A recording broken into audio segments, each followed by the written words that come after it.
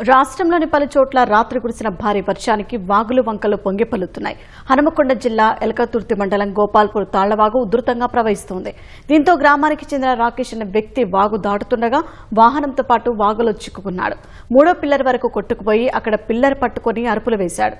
దీంతో గ్రామస్తులు పోలీసులకు సమాచారం ఇవ్వగా ఘటనా స్థలానికి చేరుకుని తాళ్లతో బయటకు తీశారు. కరీంనగర్ జిల్లా హుజూరాబాద్ లో భారీ వర్షం కురిసింది. ఆదర్శ వసతి గృహ పాఠశాలలోకి భారీగా నీరు చేరింది. ఈ క్రమంలో విద్యార్థులు అందులోనే చిక్కుకుపోయారు.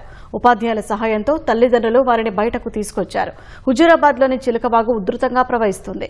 హుజూరాబాద్ కనుకులగిద్ద గ్రామాలకు రాకపోకలు నిలిచిపోయాయి.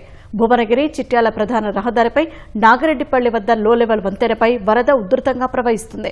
లో లెవెల్ బ్రిడ్జికి ఇరువైపులా పోలీసులు బారికేడ్లు ఏర్పాటు చేసి రాత్రి నుంచి వాహనాల రాకపోకలను పూర్తిగా నిలిపివేశారు.